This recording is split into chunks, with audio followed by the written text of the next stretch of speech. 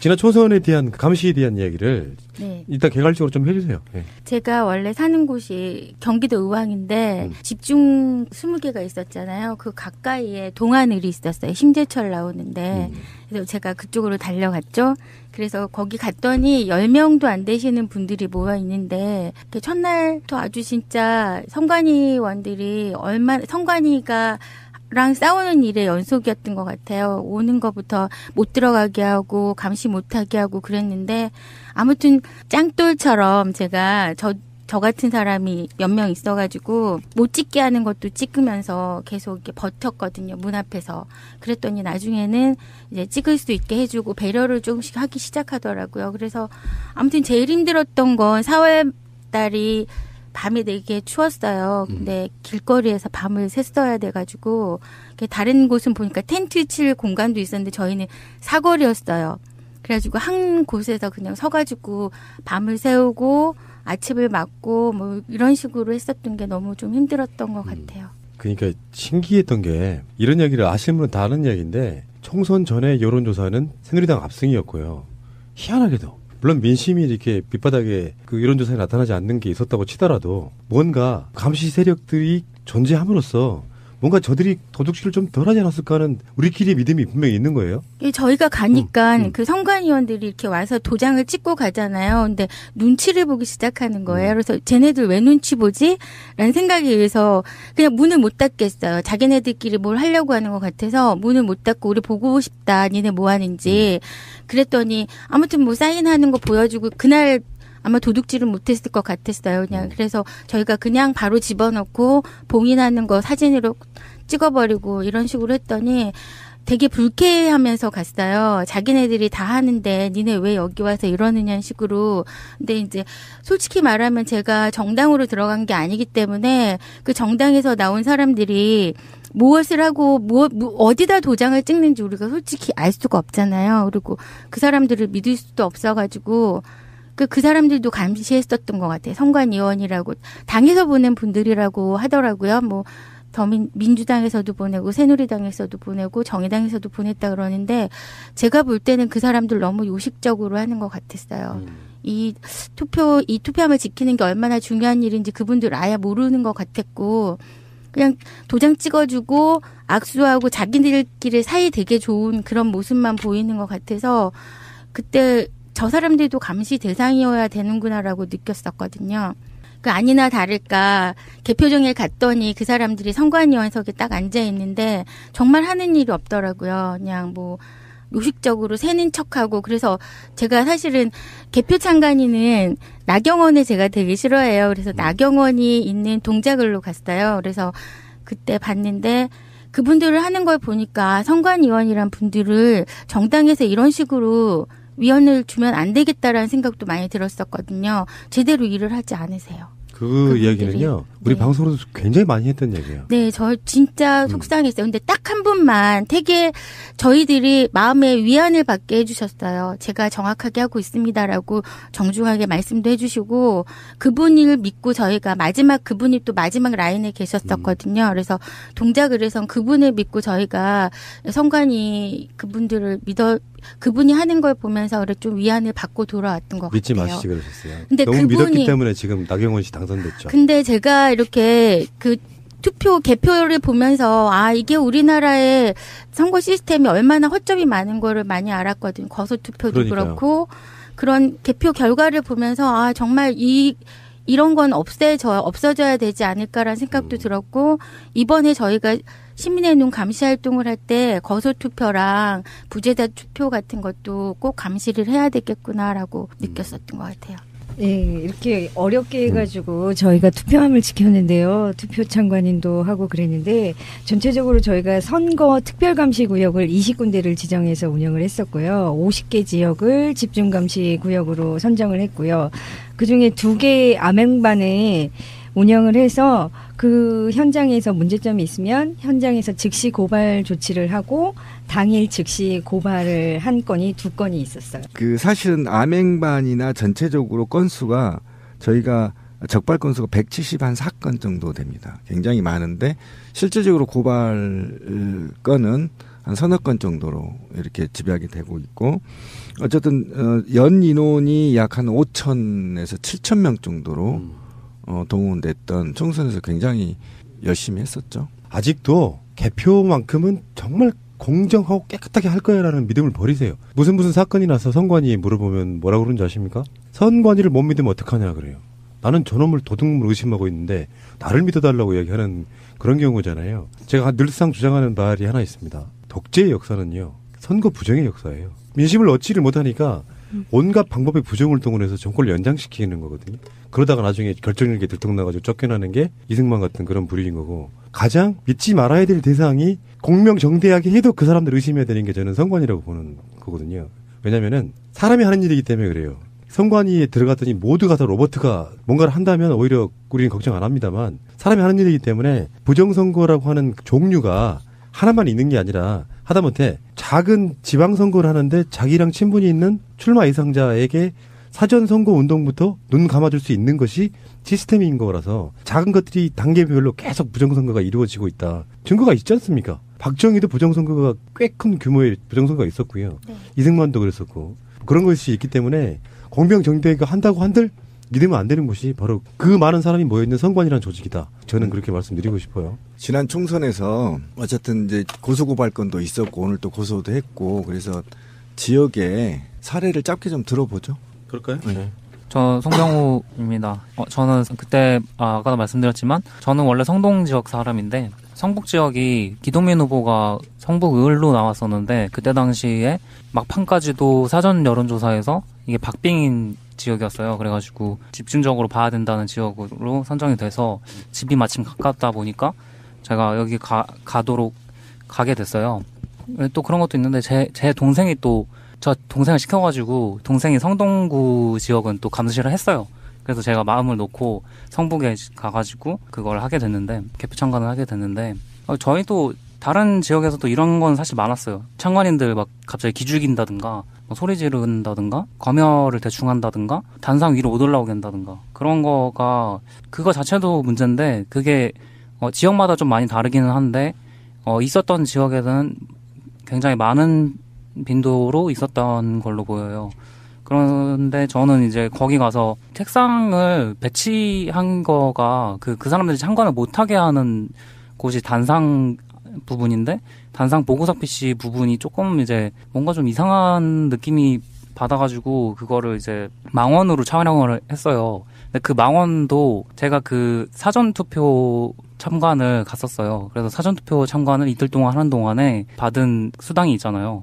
그거 가지고서 내가 진짜로 개표 참관을 가게 되면은 뭐가 필요할까 생각을 하다가 망원 렌즈를 산 거예요, 마침. 오. 그걸로 촬영을 했는데 그게 거기 이상한 사람이 계속 돌아다니는 거가 보여서요. 그 사람들 이 표정이 되게 이상한 거예요. 뭔가 막 숨기는 듯한 표정이어서 그 사람들이 하는 일이 보이는 방향으로 삐집고 들어가가지고 거기서 촬영을 딱 시작을 했는데 촬영을 하자마자 갑자기 거기 앉아있던 그 직원 한 명이 일어나가지고 몸으로 막 가리고 다른 구청 직원이라는 사람이 나와가지고 막 선생님 찍지 마세요. 어차피 다 나가는 거잖아요. 그러면서 못 찍게 하는 거예요. 그래서 이거 진짜 뭔가 있나 보다 싶었는데 나중에 보니까 이제 화면에 진짜로 사람들이 하는 거가 찍혔고요.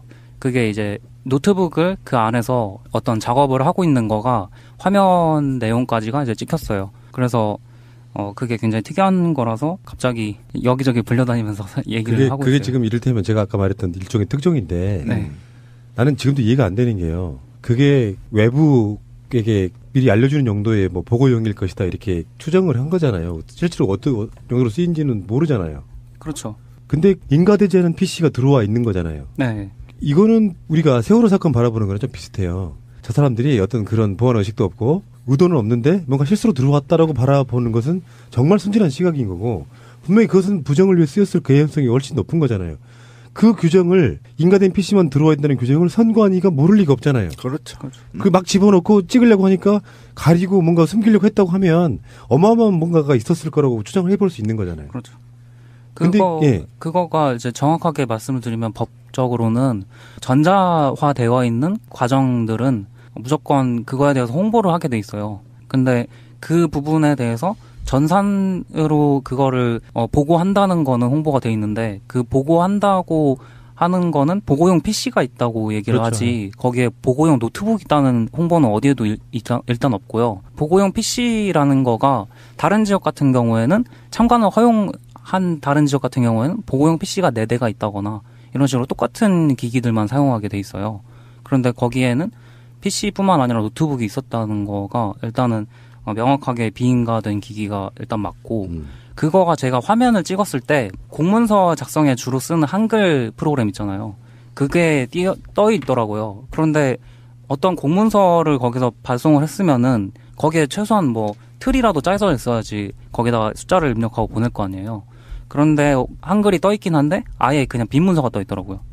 그래서 그거를 내리고서 뭔가 다른 짓을 했다고 그래도 저희는 아예 거길 볼 수가 없으니까 참관도 안 되고 촬영도 안 되니까 뭘 했을지는 정말 모르는 거죠. 부정선거라고 하는 것에 대한 의심 중에는 개표장에서는 보고용 PC를 제외한 나머지 모든 전자기기들은 망과 연결되어 있으면 안 돼요. 일단 그러니까 그래서 이제 우리가 와이파이가 떠 있냐 안 떠 있냐라든지 뭐 블루투스 기능이라든지 와이파이 기능 같은 거 그것을 떼내고 만들어놓는 노트북이 되잖아요. 개표할 때 쓰는 거는. 그렇죠. 그러니까 그 행위에서 가장 심각한 문제는 뭐냐면 비인가 장비가 들어와 있는데 그를 참관인이 무엇냐고 물어봤는데 가리고 숨겼단 말이에요. 그럼 만약에 그게 딱지가 중앙선관위에 딱지가 붙어있는 물품이었다면 가릴 필요도 없고 숨길 필요도 없는 거죠. 참관인한테 촬영을 못하게 막을 필요도 없고 참관인은 많은 경우를 땡겨서 찍을 이유도 없고 그런데 무언가 부정한 목적으로 사용하기 위해서 그 노트북을 갖다 놨다 이렇게 봐도 과언이 아니다. 궁금한 게 그쪽 분야에 사실은 전산 이쪽에 전문가잖아요. 우리 병원님이. 그렇죠.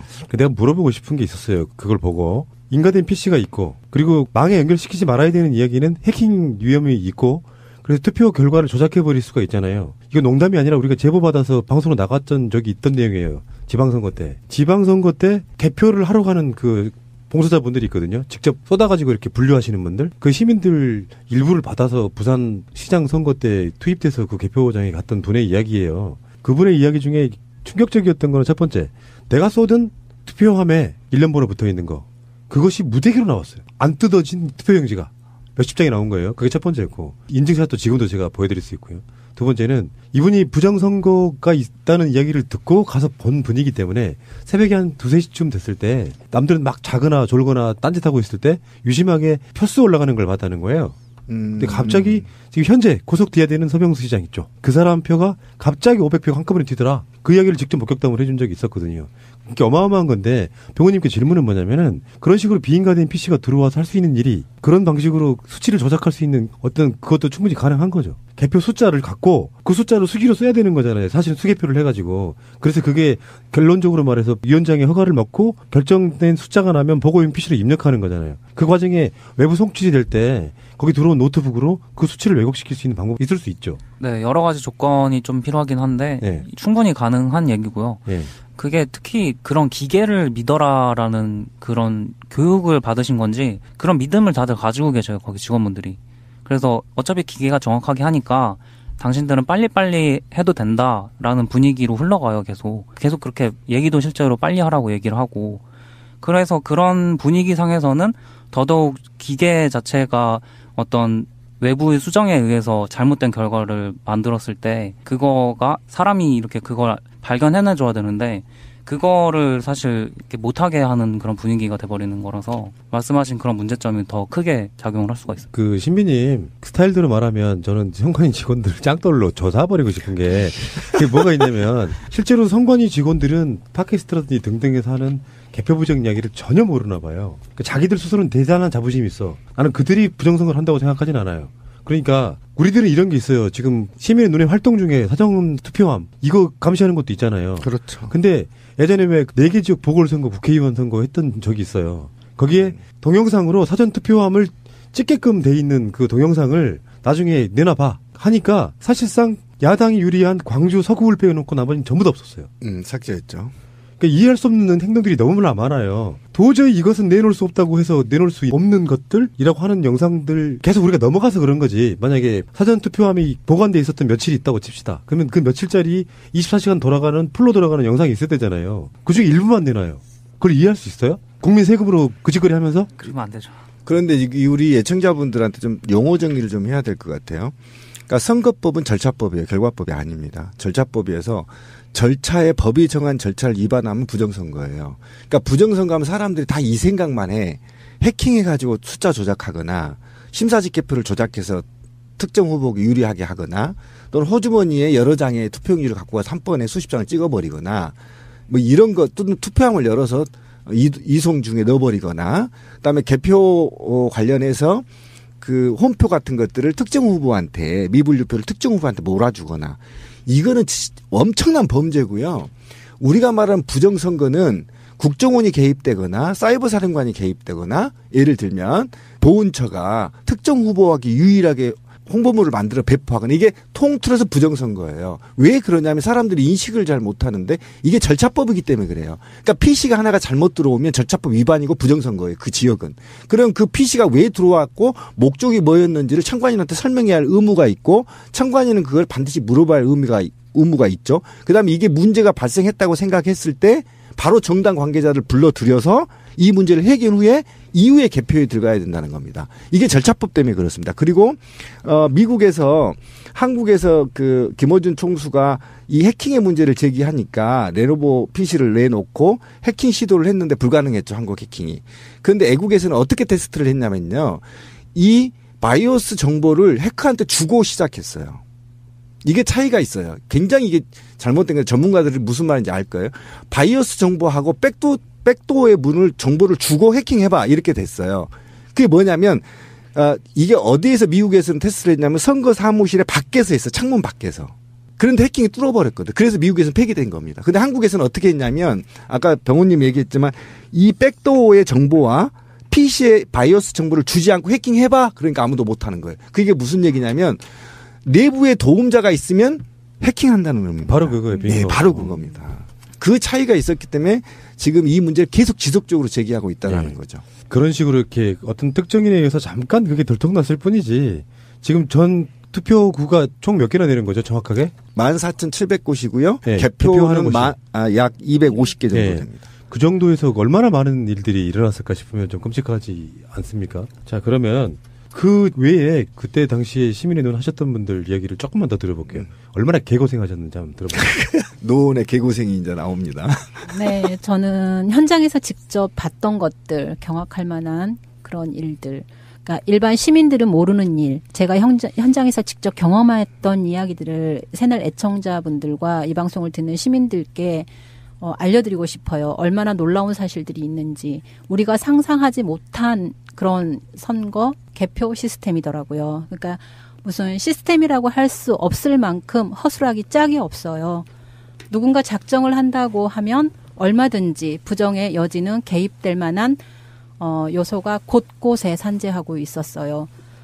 가장 투명하고 공정한 그 개표가 되려면 투표소에서 개표를 하는 방법이지만 현실적으로 지금 불가능하잖아요. 그렇다면 어떠한 것들이 이렇게 부정의 소지가 있는지 시민들이 반드시 알아야 될 것 같아요. 저희 노원구 선관위는 비교적 참관인들한테 굉장히 부드럽고 친절했어요. 그러나 우리 시민의 눈 접주님께서 먼저 개표를 시작한다고 그 단상에서 선언을 할 때 기선제압을 먼저 했어요. 이대로 개표 진행 못한다. 너희들 지금 가방 다 들고 들어왔고 그리고 외투 다 입고 들어왔다. 아무런 그 검사 같은 거 없이 지금 여기에 들어왔기 때문에 최소한 팔이라도 걷어라. 거기서 몇 장 정도 꺼내서 살짝 섞어도 아무도 모를 일이다. 이러면서 팔을 걷지 않으면 진행을 하지 않겠다. 이렇게 얘기를 했어요. 순간 그 개표 사무원들이 막 웅성웅성하면서 시끄러워지기 시작하더라고요. 결국은 뭐 팔 안 걷고 시작하기는 했으나 우리는 그 가방들이 너무 불안한 거예요. 심지어 배낭까지도 들고 들어와요. 어쩌면 그렇게 그 중요한 개표를 하는 그 개표소에 가방을 막 들고 들어올 수 있는지 저는 정말 의아했어요. 예를 들어 뭐 공항 게이트 들어갈 때 이렇게 검색대 거치듯이 저는 그러는 줄 알았었어요. 대부분 시민들도 아마 그렇게 생각할 것 같아요.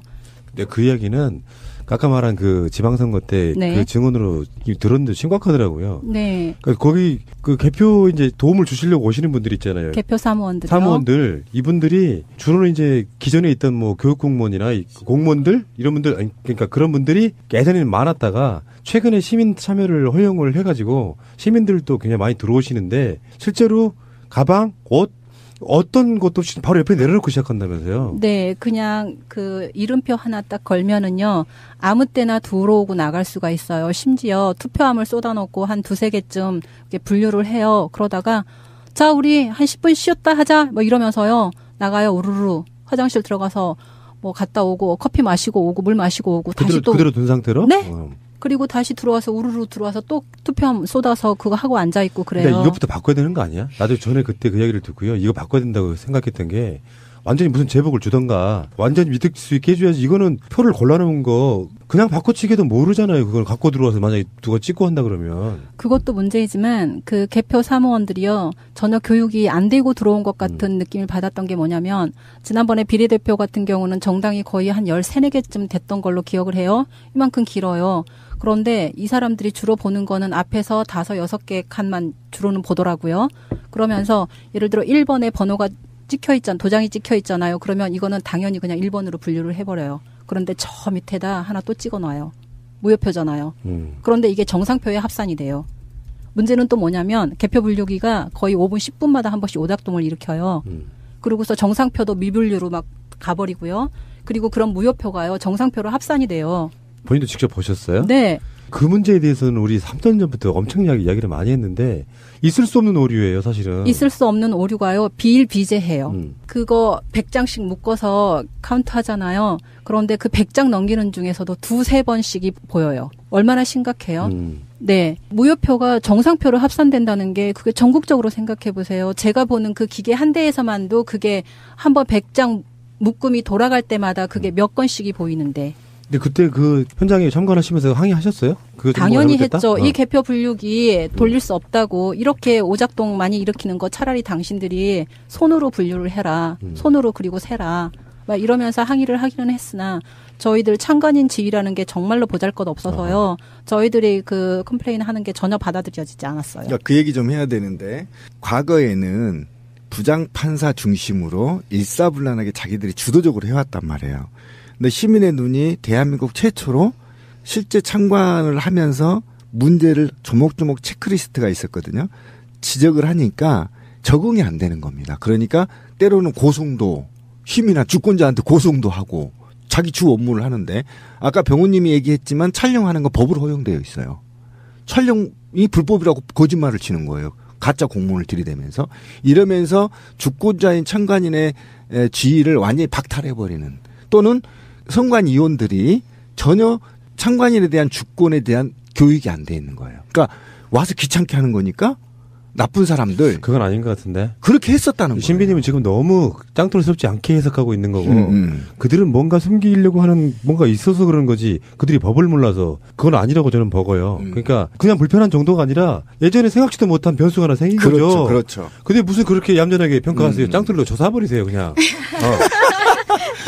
이제 우리는 그걸 많이 다뤄왔기 때문에 무슨 말씀하시는지를 너무나 잘 알고 그렇죠. 있는 사람들이에요. 그러나 일반 시민들이 네. 모르는 이야기. 우리 방송 들으시는 분들이 대부분 다 아실 텐데 다시 한번 잊어버리셨을까봐 말씀드리면은 한틀 시스템 같은 회사들은 은행에서 ATM기 만드는 회사들이에요. 나는 한 번도 태어나가지고 그 기계들이 10,000원짜리가 나와야 될 때 50,000원짜리가 나오거나 그런 걸 본 적이 없습니다. 가장 정확하고요. 그런 개표 시스템이 일본 같은 데서는요. 우리나라처럼 하나 선택한 그 도장 하나만 있는 게 아니고요. 한문으로 후보자 이름을 쓰건 영어로 쓰건 다 그것을 분류해주는 시스템이 있을 정도인데 그거 정말 단순한 거 하나 분류를 못해가지고 오작동 일으킨다. 그 자체가 우리 의혹의 핵심 중에 하나였었기 때문에 말도 안 되는 만약에 그게 진짜 진실이고 오작동 수준밖에 안 된다 그러면 엄청난 예상난비인 거고요. 그렇기 때문에 대통령 선거 끝나고 나서 그 모든 시스템을 가리했음에도 불구하고 또 그 현상이 나타나고 있는 거예요. 그리고 저는 또 문제가 된다고 생각하는 부분이 어떤 부분이었냐면요. 상관이 직원들마저도 기준이 없어요. 그 약간 도장을 이상한 위치에 찍는 것들 있잖아요. 그런 투표용지에 대한 기준이 없어요. 어떤 사람은 이거를 무효표 처리해야 된다라고 얘기를 하는 사람이 있는가 하면 이 사람은 정상표로 처리를 하자라고 얘기하는 사람들도 있었고요. 칸을 약간 벗어났을 때 반듯한 기준이 있어야지만 돼요. 그래야지만 그 사람들이 개표 사무원들이 이것을 물어봤을 때 이게 정상표입니까 무효표입니까 물어봤을 때 그 사람들이 지침을 주지요. 그런데 선관위 직원들마저도 사람들마다 다 기준이 달랐어요. 그것도 굉장히 문제였고요. 잠깐만요. 예, 또 그게 무슨 얘기냐면 그게 이번에 이제 저희 시민의논의 정당하게 제안하고 선관위한테 제안할 계획인데 아까 250개 정도 개표소가 있다고 했잖아요. 이게 내부에서도 다를 뿐만 아니라 전국의 개표소가 다 기준이 달라요. 그러니까 예를 들면 A 투표용지에서는 A 후보로 가게 했는데 투표소에서는 B 투표소에는 똑같은 게 B 후보자한테 갈 수 있다 이겁니다. 굉장히 심각해요. 이건 뭐 선거 관리의 지방자치화입니까? 이건 너무 심각합니다. 판단하는 사람의 그 상황에서 자기가 이 표는 A 후보자 거다. 그럼 A 후보자 거고 또 다른 사람이 B 후보자 거다. 그러면 그거는 B 후보자 건 거예요. 저희가 그 식별하는 표가 있더라고요. 이게 누구 건지. 근데 그 표가 종이에 인쇄돼서 그 위에 올려놓을 수가 없어요. 투표용지에. 근데 만약에 이게 투명 필름지나 이런 걸로 되어 있어서 그게 정확하게 인지할 수 있게 투표용지 위에 바로 올려서 검열을 할 수 있게 하면 저희가 그런 걸 해봤는데 왜 그걸로 해야 되냐. 굳이 만들지 않아도 이걸로 가능하다. 거기서 이걸로 식별하면 된다라고 하는데 종이 쪽지 하나 들고 다니더라고요.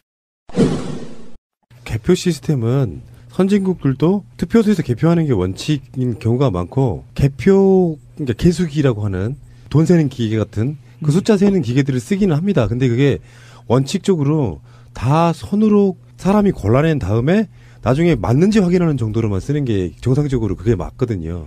그렇게 쓰지 않고 지금 저 상황인데 IT 발달한 것을 자랑하기 위해서 뭔가 좀 시스템을 전자화시키고 자동화시키는 것까지는 좋았는데 여기 부정의 여지가 있을 수 있다는 거를 간과를 한 상황. 저는 그렇게 보이거든요. 근데 이건 되돌려야 된다고 생각해요. 다른 건 몰라도 해킹이라든지 조작의 위험성이 있는 시스템이라 그러면 바로 아날로그로 돌리는 것이 가장 현명한데 지금 당장 그걸 이제 법을 바꾸는 것은 정치인들의 몫이고 또 일반 시민들이 정치인들에게 막 요구해야 될 몫인데 그게 받아들이지 않고 대선도 똑같이 가야 된다고 하면 이때 그 불안한 시스템을 감시할 수밖에 없는 시민의 눈이 그래서 중요하다. 이런 결론인 거잖아요, 지금. 네. 저 미분류표 그거 갖고 저도 한마디 할 건데 제가 개표 참관인 했던 곳에서 미분류표가 나왔는데 나경원 거라고 우기는 거예요. 새누리당 얘가 나와서. 그런데 우리는 아니다. 이거 그게 어떻게 나경원 거냐. 이건 아니다라고 얘기해서 결국에 무효표를 만들어 버렸어요. 그러니까 끝까지 쫓아가서 그 선관위 위원이랑 같이 협의해가지고 그걸 나경원 거로 만들어 버리겠다고 막 집념을 보이는 거예요. 새누리당 나온 애가. 그래서 우리가 그건 아니다라고 얘기해서 끝까지 쫓아가서 이거 무효표다. 너네 이거 여기다 넣으면 우리 이거 부정선거로 이거 할 거다라고 얘기했더니 결국에 무효표로 결국에 그 나경원 표에다가 카운팅 못하게 만들어 버렸거든요. 그런 식으로 집요하게 붙어버렸더니 걔네들도 그 뒤부터는 미분류표에서 되게 조심하는 거예요. 미분류가 많이 자꾸 스탑되는 거는 이거 그만하시라고 이거 다른 기계로 교체하시던지 여기서는 이제 그만하시라고 얘기를 강하게 했더니 걔네들도 긴장을 해가지고요 벌벌 떠는 거예요. 기계에 이렇게 고치러 오는 애들도. 그래서 이래서 참관인이 많이 필요하다라는 걸 그때 느꼈어요. 다른 데는 10명 정도도 못 갔다고 들었는데 저희는 그때 20명이 가까이가 풀렸어요. 저희 동작을에는 여자분들이 되게 열성적이더라고요. 그래서 20명 가까이가 각각에 붙어가지고 진짜 집요했었어요. 그렇게 하다 보니까 이 사람들이 나중에는 판사도 화를 내가지고요. 선관위원장이 화도 내고 사실은 저희가 동작을 지킴이 사전투표하면서 부정이 하나가 생겨가지고요. 새벽 2시까지 그것 때문에 엄청 많이 싸웠었어요. 이거 개표하면 안 된다. 이거는 무효다. 이렇게 얘기를 했었는데 판사가 새벽 2시에 내려오더니 이거 해도 되겠다라는 식으로 얘기해가지고 그거를 엎어버리는 거예요. 그래서 그러면 부정이 일어난 이 투표함은 따로 하자. 다른 데다 섞지 마라 이랬는데 그것도 그냥 모른 척하면서 섞어버리는 거예요. 그래서 진짜 되게 황당했던 경험이 있거든요. 그러니까 그래서 여러분들이 많이 모이셔야 돼요. 참관인들이. 그래서 개표 참관인에도 많이 오셔야 되고 지킴이 활동도 많이 참가해 주셔야 된다는 거. 그 이야기 들은 바에 의하면은 지역에 있는 선관위가 세상에서 가장 편한 꿀보직이라고 그러더라고요. 그 이유가 뭐냐면은 부장판사들이 선관위원장 하잖아요. 그렇죠. 그 사람들은 실제로 법원에 가서 일해. 예. 그러니까 상관으로서 역할을 잘 못하고 선거 때만 나와 도장만 찍는 거예요. 그러니까 상관도 없는 상태로 풀어져 있고 선거철 아니면은 주로 해야 되는데 업무가 없어요. 사전 선거 운동 감시하는 거예요. 돌아다니면서 할 수 있는 것도 아니고. 그러다 보니까 개념이 뭐랄까 21세기 국민들을 못 따라가는 굉장히 권위적이기만 하고 지들이 뭐가 잘못됐는지를 모르는 상태로 선관위를 못 믿으면 어떡하냐라는 말을 항상 합니다. 예, 그 얘기가 굉장히 핵심적인 건데 대한민국에서 가장 신뢰받는 기관이 선관위였어요. 솔직히 말하면. 근데 그동안에 우리가 너무 믿었단 말이죠. 왜냐하면 지역의 부장판사가 대빵이고 각종 지역의 유지들이 위원으로 앉아 있잖아요. 그래서 믿어왔었는데 절차상의 허점이 너무 많더라. 저는 분명히 말씀드리지만 다시 말씀드리지만 선관위의 일반 직원들이 부정선거 했을 거라고 보지 않습니다. 또 지역 선관위 일반 공무원들은요. 투표소 개표를 100% 찬성합니다. 세 군데 다 제가 알아봤어요. 예, 거의 다. 그러면 자기들이 편하다는 겁니다. 부정선거 시비 휘말리지 않는다는 겁니다. 자기들이 죽겠다는 거 자기들은 모르는데. 예를 들면 하나 예를 들어보죠. 투표한 날 서울시장 투표선거 전날 선관위 홈페이지가 디도스로 다운됐어요. 우리 방송이 제가 수백 번 얘기했을 겁니다. 그게 내부 공모자 없이 가능한가요? 불가능합니다. 왜? 나라망으로 연결돼 있기 때문에 그렇습니다. 예. 그러면 적어도 내부에서 문을 열어주지 않는 이상은 내부에 해킹의 문을 들어와서 그걸 다운시킬 수가 없어요. 디도스라고 했는데 디도스는 좀비를 만들어서 전문가들 다 아실 거예요. 좀비를 만들어서 동시에 그 시간대 공격하게 만들어야 되는데 그런 흔적이 없었잖아요. 그리고 해킹이 당했다면 누군가가 내부에 소수가 문을 열어줬다는 결론밖에 안 나와요. 만약에 이 말이 거짓말로 한다면 그걸 증명을 하시면 됩니다. 근데 이미 다 내부 고발자가 나와버린 상태잖아요. 그러니까 이런 식으로 전체는 모르지만 소수는 알 수 있는 부정선거도 일어날 수 있는데 제가 절차법이라고 얘기한 건 뭐냐면 그 절차 과정을 누가 봐도 부정이 개입될 수 없도록 시민의 눈이 원래 법에 투개표 참관인들이 관리하게 돼 있는데 문제는 아까 누가 얘기하셨죠. 살림꾼 중에 정당 참관인들이 교육이 안 돼 있어요. 이게 저는 가장 큰 문제라고 생각합니다. 선관위 욕할 필요 없다고 생각합니다. 야권 관계자들하고요. 저희들이 시민의 눈이 감시하는데 영등포구입니다. 정확히 얘기할게요.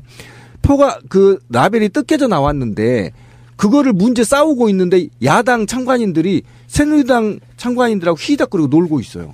우리 박살내버렸어요. 그 참관인들. 지금 장난하냐. 뭐 때문에 지금 이렇게 지금 시민들이 싸우고 있는 당신들이 원래 돈 받고 하는 것인데 왜 그냥 보고만 하냐. 같이 싸워줘야 되는 거 아니냐. 이렇게 할 정도로 참관인들이 교육이 안 돼 있단 말이에요. 그래서 저희가 교육도 하겠다는 겁니다. 이분들이 굉장히 오랜 시간 동안 그 지역의 기득권으로 남아있는 사람들이에요. 네, 맞습니다. 심각성 잘 몰라요. 옛날에 한명숙 총리하고 오세훈하고 붙었을 때 강남 3구 쪽 사람들 다 가버렸다. 그 후로 뒤집어졌다. 뭐 이런 거 있었잖아요. 그런 이야기들. 아니 그 얘기도요. 그 참관인도 저는 강남뿐만 아니고요. 제가 그날 개표소 어디 갔냐면 박주민 의원 개표하는 곳에 갔어요. 은평. 거기도 갔어요. 그죠? 그때 2시까지인가 끝났는데요. 11시 반 되니까 참관인들이 가서 시민의 눈, 참관인만 남아있더라고요. 환장하겠다. 아, 그러느니 그 참관인 정당과 협상하겠다는 게 그거 아니야. 그렇죠. 그 자리 우리한테 주면 우리가 제대로 감시하겠다. 네, 반분하겠다. 그러니까 3만 명이 모이면 추미애 대표랑 정의당 다 가서 반띵하자. 도저히 못하겠다. 아니면 당신들 교육하든가 프로그램 내놔. 요구하려고요. 이게 그런 게 있어요. 지역에 내려가면은 만약에 지방선거는 특히 심한데 구의원, 시의원, 구청장, 시장 이렇게 뽑잖아요. 그러면은 주로 정당 사람들이 하는 게 어떤 거냐면 예를 들어 강남 무슨 서초에 나오는 후보들이라고 하는 게 시의원들이나 구의원들 나온 사람들이 다 한 지역에 있는 다 그런 사람들이 다 고만고만하거든. 자기들 입장에서는 멀리 있는 한명숙보다 자기들 구의원, 시의원 나가서 당선됐냐가 중요하거든요. 떨어졌어. 그냥 가버리면 시장 선거에 관련돼 있는 투표함에 대해서는 전혀 지킬 사람이 없는 상태로 그냥 실제로는 거기서도 강남에서도 오세훈이 이겼겠지만 거기서 만약에 표가 조금만 바꿔치기만 되면 새벽까지 이기고 있던 한명숙 강남에서 뒤집어지면서 오세훈이 시장됐던 바로 그렇죠. 그 아주 기본부터 그러니까 이 적폐들 중에 이것도 적폐예요. 바꿔내야 되는 적폐 중에 하나라고. 이 투표 시스템 전자개표 이런 것도 지금 현재 바꿀 수 있는 절호의 기회가 아닌가 싶은 생각이 들어요. 네. 그리고 저 또 한 가지 중요한 거 조금 아까 말씀하셨지만 참관인들이 다 돌아가 버리잖아요. 그런데 저희 노원구 같은 경우는 거의 새벽 4시까지 했었거든요. 그 참관인들 다 돌아가 버리고 시민의 눈 분들만 몇몇 분이 남았는데요. 거기도 그랬어요? 네. 다 돌아가 버려요. 네. 아직 다 입력도 안 됐는데 다 돌아가 버렸어요. 거의 한 새벽 2시 되니까 다 빠지고 없었고 시민의 눈 활동가들만 몇 명 남아 있었는데요.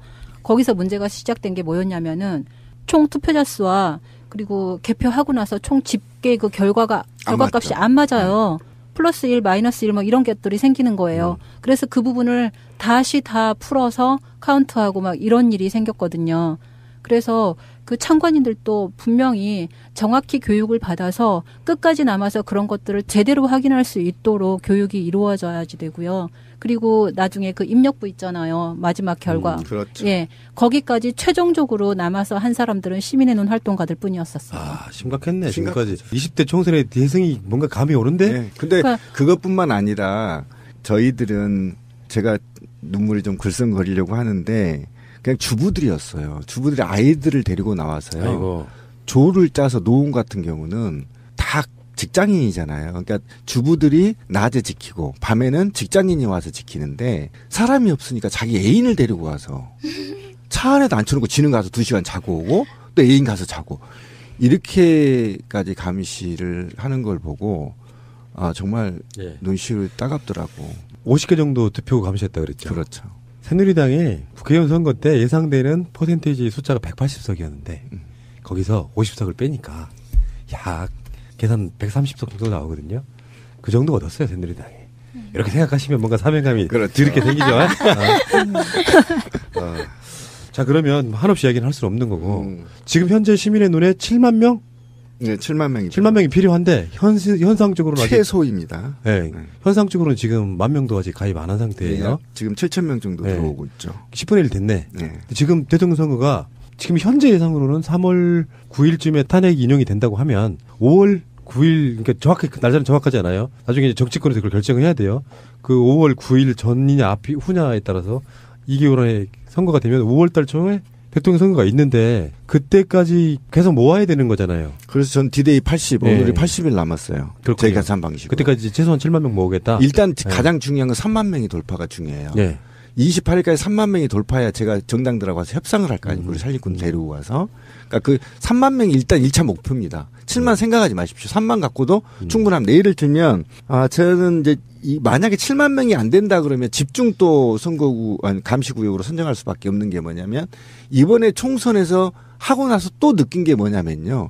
경북 지역은요. 참관인이 아예 없는 구역이 많아요. 아예 포기한다는 겁니다. 야당이. 이거는 상상을 할 수 없는 일입니다. 절차법이라고 얘기했잖아요. 야당 관계자 한 명이라도 없으면 부정이라니까요. 근데 한 명이 살 사람이 없는 거예요. 왜? 경북 모 지역에서는 야당 참관인으로 가면 찍힌다는 겁니다. 그렇지. 그 지역의 반역. 예. 반역인 거죠. 그러니까 못 하는 거예요. 그래서 그런데 우리가 들어가야 되기 때문에 사람이 필요하다는 거죠. 굉장히 지금 심각한 문제 있고 문제는 대선은 총선하고 틀립니다. 14,700곳이에요. 그거는 대선은 진짜 중요한 게 네. 총선은요. 사실 만약에 TK나 PK에서 안 되면 안 되는 걸로 끝이야. 그렇죠. 네. 아무런 의미가 없어요. 그러니까 한 표라도 많은 쪽이 당선되고 끝인데 요거는 울릉도 독도 어디서 찍은 표 하나하나가 다 야당 여당 표로 가는 다 의미가 있는 표이기 때문에 진짜 중요해요. 굉장히 중요하죠. 왜 제가 이런 문제 제기를 하냐면 투표용지 있잖아요. 투표용지를 찍어내는 거잖아요. 그죠? 투표용지를 찍어내는데 그게 얼마가 찍어내는지 어느 주체가 찍어내는지 그 인쇄소는 선거 끝날 때까지 폐쇄하고 있는 건지 봉인을 하고 있는 것인지 안 된단 말이에요. 그러면 과거의 선거에 보면 지방선거에 대통령 박근혜가 찍힌 투표용지가 10장이 발견됐잖아요. 어떻게 설명하실 겁니까? 설명이 안 되는 겁니다.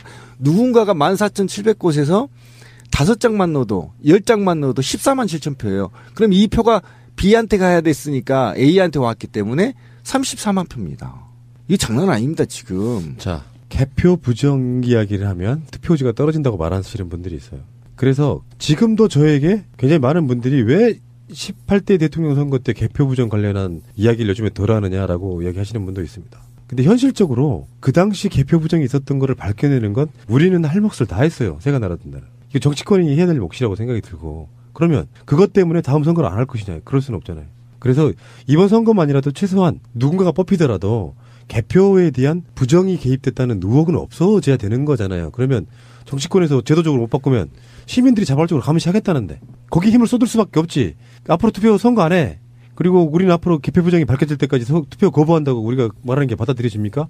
그렇게 되면 진짜로 투표 의지만 사라지는 거죠. 우리는 투표 열심히 하되 우리 투표가 사라지는 우리 민의가 왜곡되는 현상을 막기 위해서 지금 불현이 나서신 거 아니에요.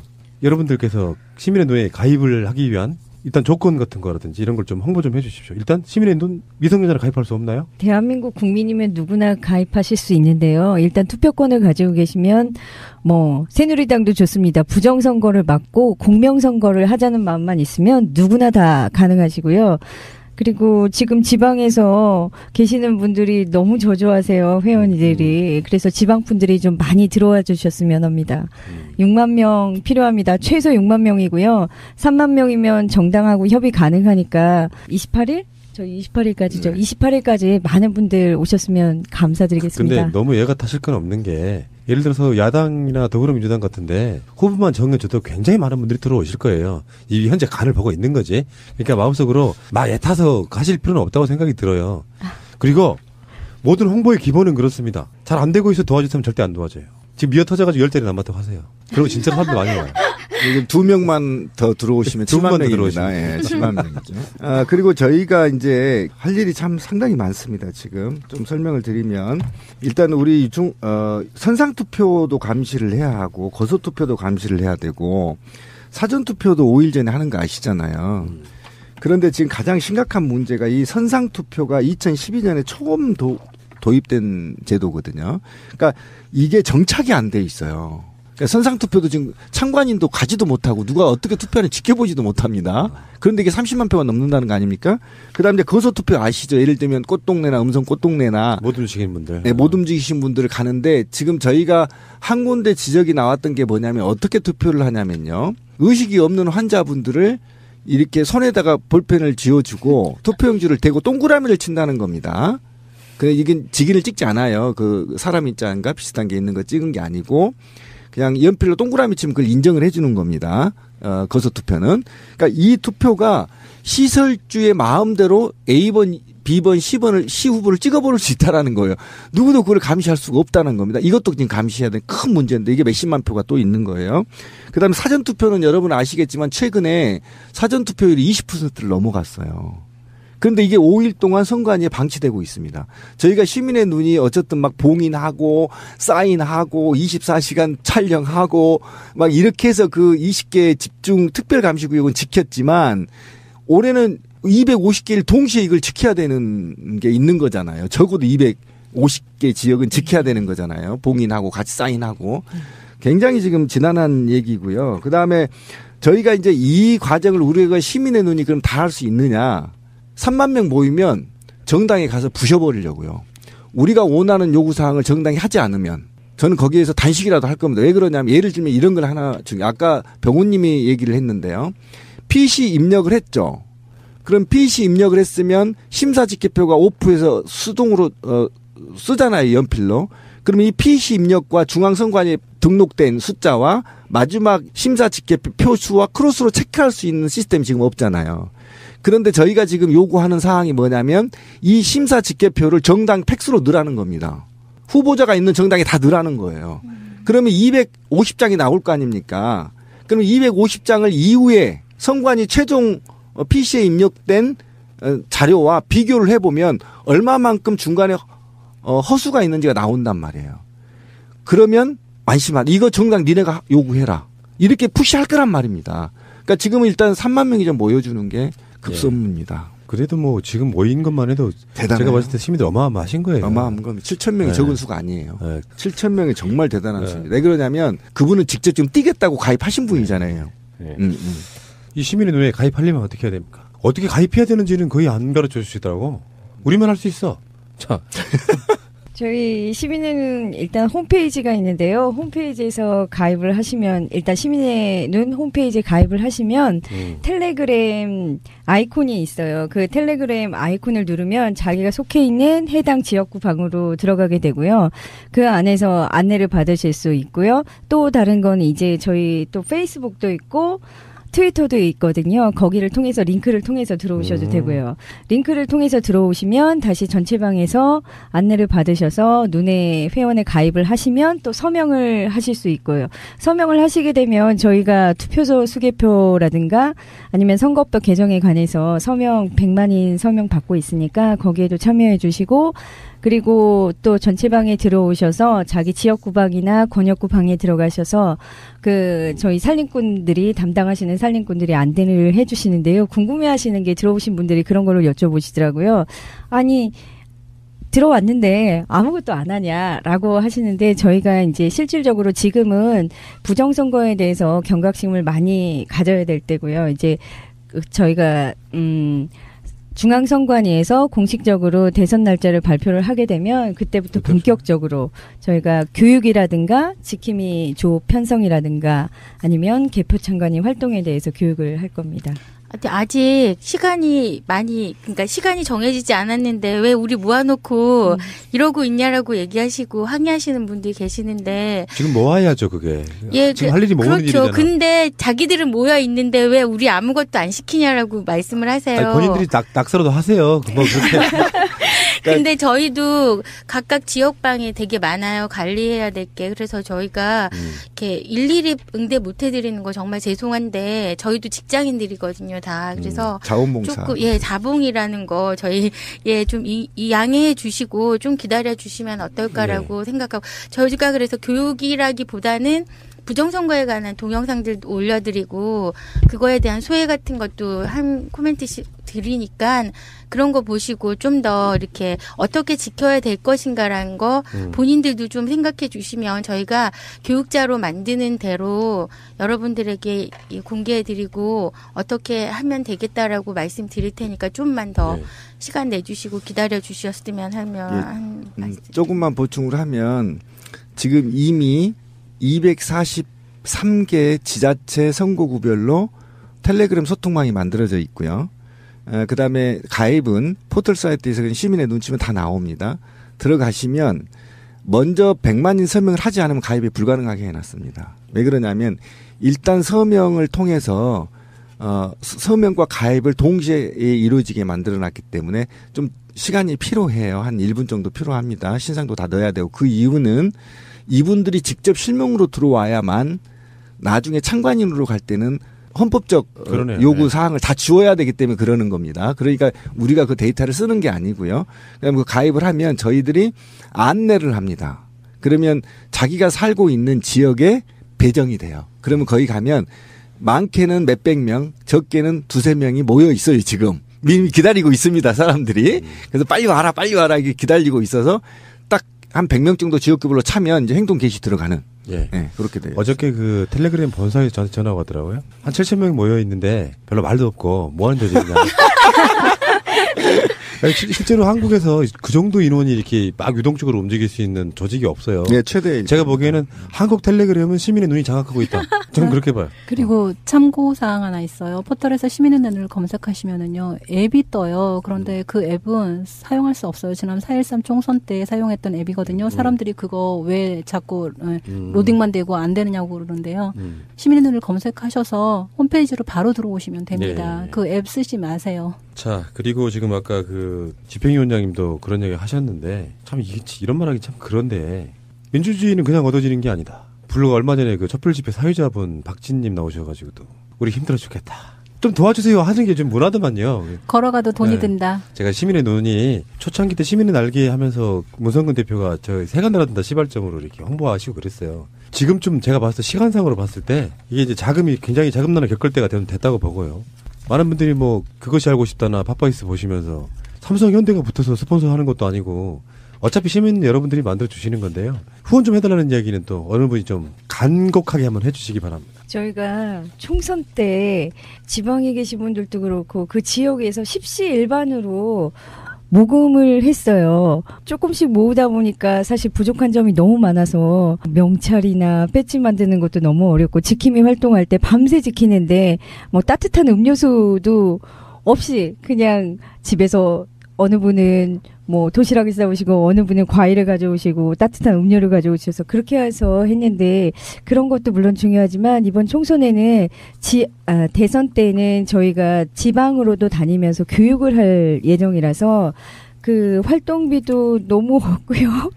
그게 저희 산림꾼이나 아니면 신비님 주머니에서 이렇게 나오거나 해야 되는데 그걸로는 여력이 너무 안 돼서 좀 예, 그 부분도 있고 교육 자료나 이제 홍보물이나 이런 것들을 만들어서 배포를 해야 되는데 그 부분도 저희가 돈이 전혀 없어요. 아, 네. 사실은 좀 보충을 하면 저희가 다음 스토리 펀딩을 기대했었는데요. 캔슬됐어요. 채택이 안 됐구나. 예. 왜요? 네. 본사까지 찾아갔는데 몸이 되게 좋은데? 제가 그게 화가 나요.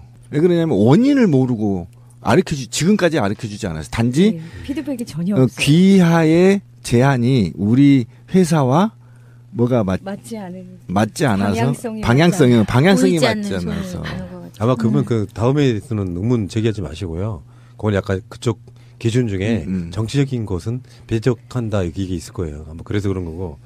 그래서 저희가 어쨌든 캐릭터 시민의 눈 캐릭터 판매 사업부터 해서 온갖 판매 사업을 좀 진행을 하고 그다음에 모자른 거는 어쨌든 솔직히 말하지만 날개에 계속 요구를 달라고 좀 지원해달라고 요구하지만 그게 한계가 있습니다. 왜 그러냐면 14,700곳에 한 명씩만 들어가도 14,700명이고 5명씩 들어가면 6만 명이 넘어가잖아요. 그 선거구에.